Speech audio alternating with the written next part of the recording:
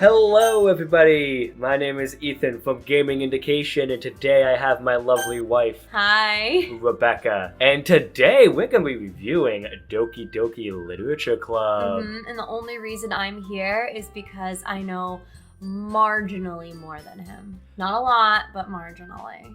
I would say a decent amount. I mean, I was obsessed with the game. I was part of the subreddit for so long. It's still going. She was in the community, and with the new release of Doki Doki Plus, right? Correct. We thought it'd be a good time to revisit, right? I think it's a good time for that. A good old favorite. We're going to try to save the spoilers for a little bit later, so that way if for any reason you haven't played the game and for some reason you're watching this, you're safe for now. We'll hold off on the spoilers and give you a warning before we get there. There'll be a clear warning of boom story. We're getting to spoilers. Do you have a lot of experience with Doki Doki Literature Club or no? Nah, not much, no. Okay. And one thing I know you do know, it is a game made by Dan Salvato. It was It was actually a pretty, in my opinion, a short developed game. It only took him 2 years to make.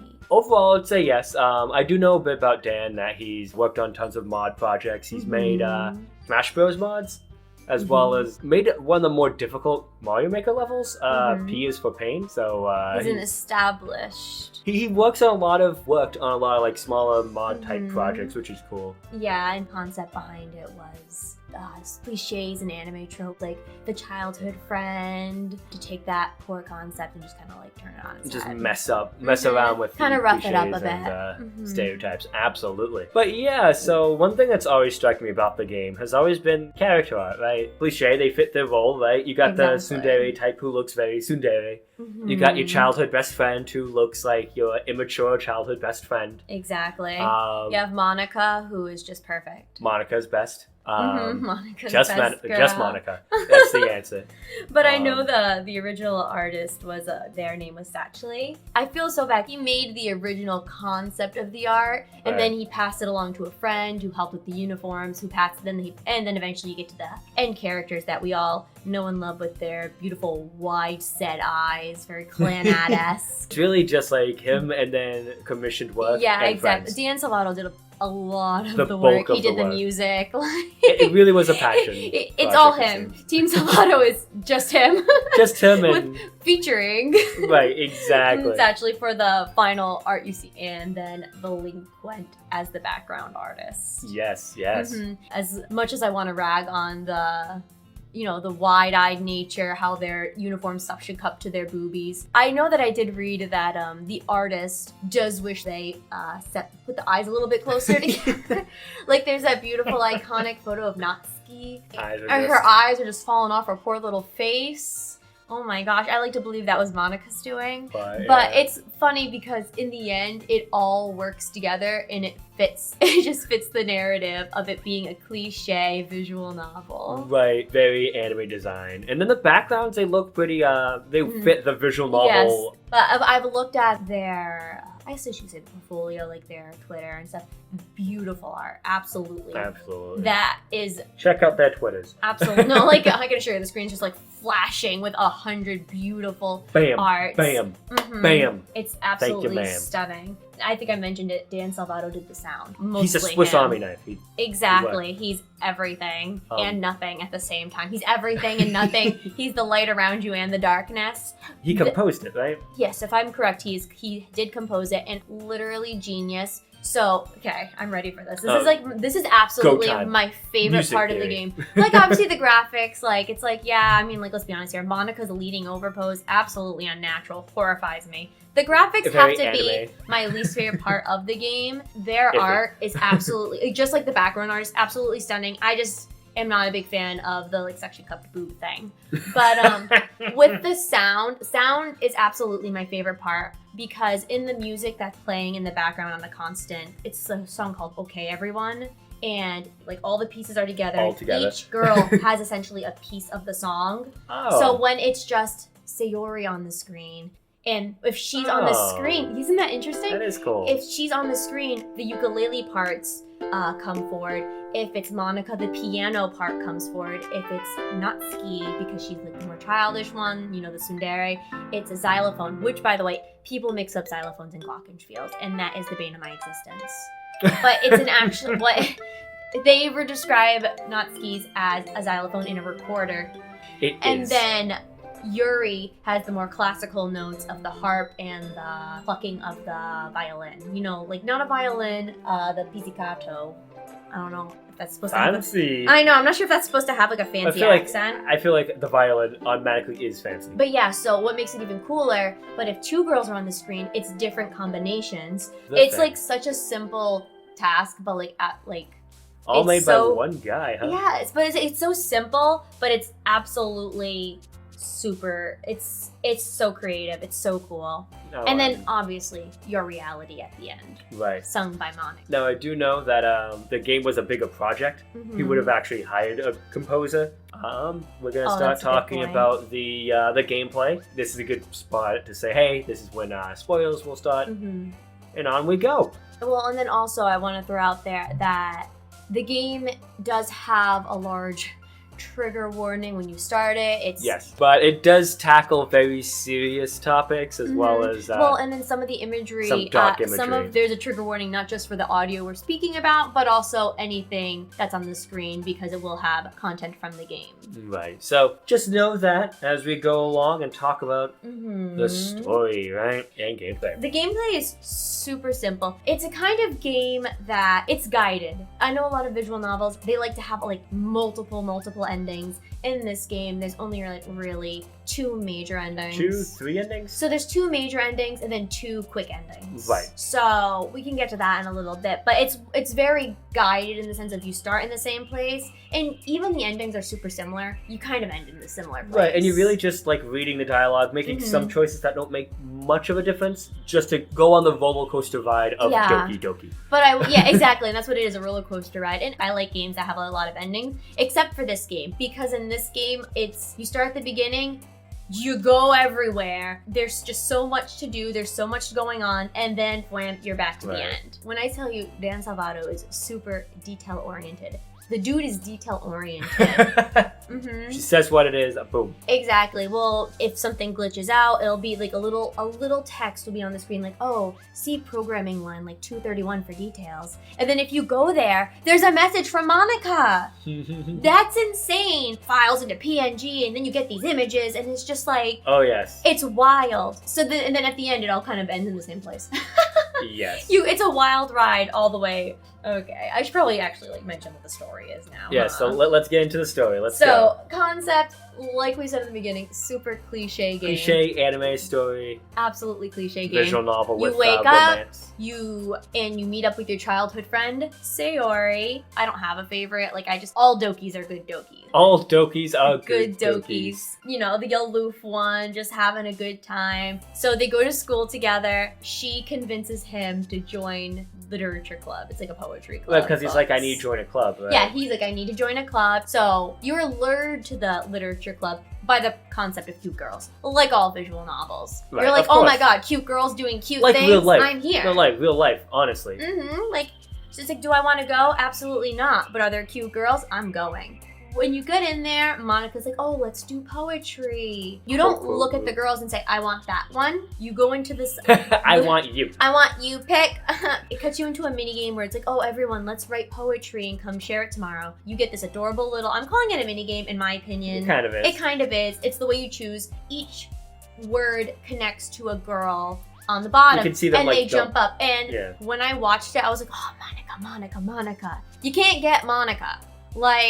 You can never write and make Monica happy. Exactly. At that point, makes me sad. I know. She was the girl I liked the best. Monica's best. I mean, all Dokis are good Dokis.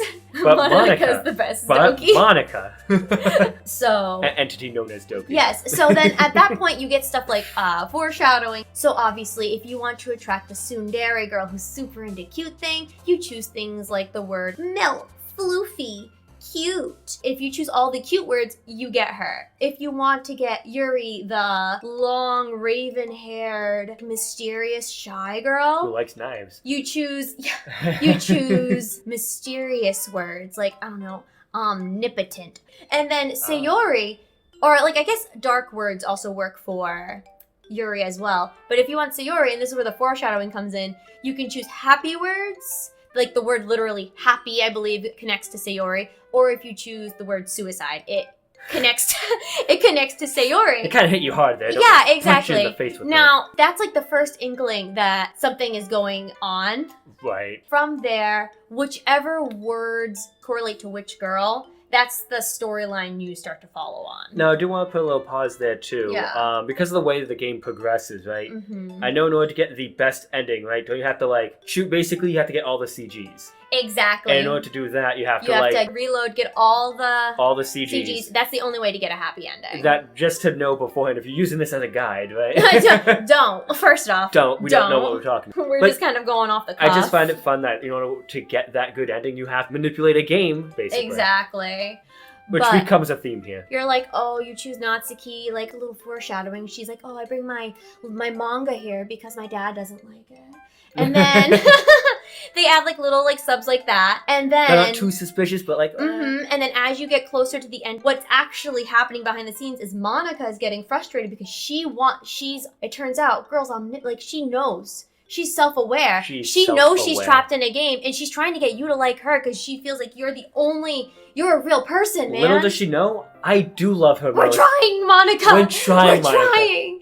But she starts getting frustrated, and so she starts going into the coding and the programming and starts messing with the girls. And she starts to push them a little further and a little further. Then all of a sudden, as you guys are getting ready for your festival, and you're doing these storylines with the girls, you're going to the festival, you're spending time to them. Right? I think Act 2 is technically when the game starts over. Okay. Yeah, that gets where it gets a little confusing to me. But I think Act 1, is when the event happens. Oh, the festival's here. Event. Monica is messing with the game more and more until the day before the festival. Sayori confronts you, and she's like, I love you, man. And then you have a choice. Little do you know, your choice means nothing. Absolutely nothing. Absolutely nothing. I've seen so many people play the game, and they're like, and then they try to go back, and then the same thing happens. So she keeps messing with the games, and it essentially pushes Sayori to confess to you. You're in Yuri or Natsuki, is no matter what you choose, Sayori kills herself. In one of the most disturbing images. Dramatic way I've ever seen, because you wake up, Sayori's not awake, and you're like, oh, what a dummy. And you go to school, and Monica's like, hey, you really left her hanging. Oh my gosh, she's savage. And then main character Kun, literally main character Kun. He opens up that's another thing, by the way, as she's messing with the programming, the poems are getting a little weird, man. Like they start really like genuine to the character, and then they start getting progressively like more concerning. Right. So then it's like, okay, but like not in a way that would concern you.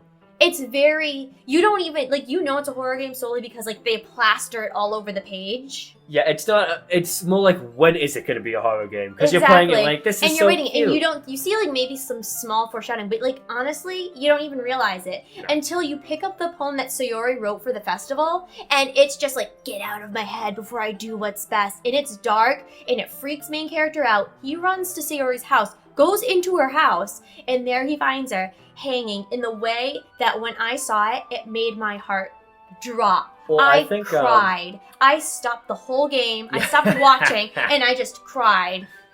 Amongst all of the specific CGs that are made to depict more darker like pictures, I think that is the one that gets me the most. Absolutely. Yes, it's absolutely shocking. And honestly, it's the most, in my opinion, gruesome. Gruesome and realistic that it really outcome. Hits you. And it's such a realistic depiction of people who are depressed, and even like to the point where like her fingertips were like bleeding. Yes, and that's where it gets a little wonky, because a lot of people are like, oh, her fingertips are bleeding because Monica's pushing her to do something and messing with her character's personality in a way that she knows isn't right, so she doesn't want to do it, so she's trying to like stop it, but she can't. Right. That's where it gets like, that's where the conspiracy theories all come out, but that's a different video, that's a whole other thing. There's a whole like ARG, like augmented reality game built into here as far as what I'm concerned. But so then what happens is essentially after that incident, Monica's like, okay, whoops, let's start that again. Let's just take Sayori out of the game. She just resets the game, basically. She just takes Sayori out and you start over. But now, because Monica is not a programmer, the game starts like glitching out. And this is where like shit gets real. That's when like everything starts happening. And this is what I mean by like, sure, the ending is in the same place, This is when everything becomes more linear, I guess. Exactly. Linear with random chances of jump scares. Not jump scares, but horrors to happen. And everything's random, which is why the replay value and like rewatching like different people play it is absolutely wonderful because you see different things like the Natsuki head snap or like the Natsuki blacked out eyes. There'll be like a 25% chance of, someone will show up with blacked out eyes and a realistic mouth. And then, there's a chance that they'll zoom in for no reason. Like, yes. And then at this point, Monika's gone out of control. She's trying to like, again, keep messing with everyone's personality and amplifying their negative traits, which really, by the way, gives the characters a feeling of being like 3D. Absolutely. Like it gives them such a realistic vibe because they don't actually have negative traits. Keep trying to amplify the negative traits so that way you'll go to her. But the issue is she's not even programmed to be a love interest. Right. So it never gets there. So for example, with Sayori, she goes from being maybe mildly depressed to straight up suicidal, which led to her hanging herself. Right. Yuri, she starts off as more of like the longing to be friends. She likes you. Right. She wants to be friends with you. She likes knives, but like in a hobby way. She goes straight into cutting herself. She like does inappropriate things with your pen. Like there's one poem you get where there's a pee stain on it, and she's like, I marked it with my scent. You know, the best kind. You know, best exactly. She freaks me out the most. Or like my favorite scene is back to like the random encounter. She goes, I just want to see you, and she gets closer, and like there's human eyes, and just yeah, it's good. And it's like you can hear like the heart. Oh man, it's horrifying. And then so what happens in the next round essentially is you try to continue the game normally, but because Monika amplified Yuri's negative behaviors, she's now obsessed with you. So you're kind of forced into her route. Like no matter what you do, you end with her. Hey, look at that. You're forced with her. And then it ends in the same place, which goes back to what I'm saying, where you start in one place, you have so much room for experimentation, and then it brings you back on track. It's just a roller coaster. It's a guided story. It's a guided roller coaster. Like a rail shooter? Yes. I said like a rail shooter. But anyways, and then it ends with you being, it's the day before like the weekend where you're supposed to go hang out with her, and she confesses to you, and once again, regardless if you accept her confession. They always confess and then die. It doesn't matter if you accept it or not. She will be so excited or so heartbroken, she will start stabbing herself. And then she dies, and what happens, which I think is a very cool touch, you're trapped with her CG. Right, because it's slowly, like, it's almost like in-game time. Right. It goes, you're there for like 3 days or something? Over the weekend. 3 days worth of time, 3 cycles of the lighting. But she stabs herself, and then you're stuck with her CG. Until Monika Festival comes back Day. Right. Until Festival Day, where Monika comes in and she just goes, oopsie. No, she just goes, oh, and starts just deleting everybody. Natsuki doesn't get a cool death scene. Yeah, I was about to say, does Natsuki have anything? So what happens is she walks in, sees sees Yuri is just dead and like decaying, throws up, and then Monika deletes her. So then at that point, Monika deletes everybody. So she doesn't have her own death scene. Yeah, no, she's just deleted. And then it brings you to the just Monika moment. Where she's in like the classroom setting, like there's like a galaxy behind. Yeah. Mm-hmm. And this is where the game can last forever. There are some people that still haven't deleted her. Right. They refuse to. There's actually recent videos you can find of someone like coming back to see her after like 3 years of not talking. She has a response to that. Exactly. This insanity. They thought of anything. And then what this brings you to is eventually you delete Monika from the programming too. If you want to complete the game, that is. Exactly, if you wish to do that. Unless you love Monika forever. And this starts to bring you towards the many endings. Two main ones, 2 half ones. So there's the normal ending, which is if you did not get all of the, like if you did not try to spend time with all of the girls and the get regular all the ending, CGs. you just played through the game. Mm-hmm. If you like a normal person, if you didn't just sit there and collect all the CGs first try, what will happen is because Monika's deleted, Sayori now she goes from vice president to president, and she now has Monika's memories, but obviously she knows that it's like whoever's president is self-aware. Exactly. So she knows the memories. She knows that you only spent time with this many girls. So she's like, thank you for deleting Monika. Now, like, we can be together. And then eventually Monika steps back in and she goes, no, and just deletes the game. She's just like, no. And then she deletes it. And then at that point, you get that beautiful, like, Doki Doki, your reality song. It's beautiful. Now, the good ending, and this goes back to what I was telling you, where, like, it doesn't matter what you do. Right. It kind of ends in a similar It ends the same way. place. You just get a little bit of a happier tinge to it. So what happens is if you collect all the CGs Right. and Sayori, it has all of Monika's memories. She thanks you for spending time with all of them, even though they're trapped in the game, and she just deletes the. Once again, she deletes Thank you for the trying game. to make And us then all you happy, get a but there's no way message. to do that. Yeah, and then at the end, you get a message from Dan Salvato and the team, which sounds like it's written from Monika. Thank you for playing the game. Exactly, and then that gets you to the 2 quick endings. 2 quick endings. These ones are These creepy. ones are so. If you delete Monika before Act 1, like if you just start the game, delete Monika, continue the game, you'll just go right to Sayori freaking out. Has Monika's memories, which aren't any.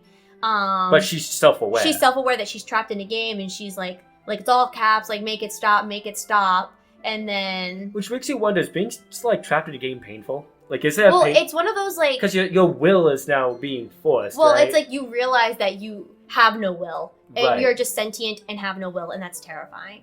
I have no mouth, but I must scream, kind of thing. But and then if you delete Monika and Sayori, it literally just cuts right to the end, and it shows a picture of Sayori hanging. You know, the best part, you know. Yeah, exactly. Honestly, and if you stay on that screen for long enough, doesn't it give you like a little message? Oh yes, a message. It's I think it's like from Sayori, and it says now everyone will be happy. Right, because everybody's deleted. Mm-hmm. It's like, oh, nobody's happy in this world, no matter what. Exactly. Really makes you want to think about playing visual novels, huh?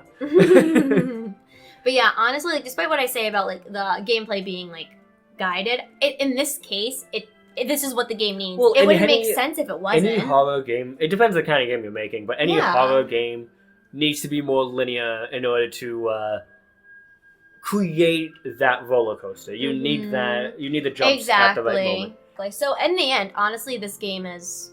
I love this game. Like it's absolutely review style, right? This is what we talk about the end verdict. So, what would you give this game? Like out of a 10. Yeah, 1 out of 10. We're gonna go 1 out of 10, mind you. How many? How many Monikas? How many? Ooh, how many Monikas? How many Monikas? Honestly, I'd give it a solid 9 Monikas. 9 Monikas? I feel like you have to reserve 10 for a game that, if there was a game that I would just tattoo on my skin right here, right now. That's a 10 to me. I have to live and breathe it for the rest of my life. And this one, I'd give it a 9. Honestly, it's just shy of me being, almost unhealthily obsessed with it. It's close, but not quite there. I would give this game probably solid, 8.5 Monikas or 8 Monikas and a Sayori. I think that would be a good, a good way to divide. Now, that's, the main game. Sorry. There is a separate review of thought. If you wanted to have us do another video, we could talk about the extra content, the more augmented reality, in the code, different files and sound fonts that create different things. We can make another video for that if you want. Essentially a breakdown of all the little things, but this is more so of us. This is a review of the game itself. Yeah. Well, there's all the other content. If we include that other content, I would make it 9 Monikas. But tell us your favorite Doki, and also tell us how excited you are for Doki Doki Plus. Yes, Doki Doki Plus, right? And with that, I want to thank you all for watching, and I want you all to have a fantastic day. Bye. Goodbye.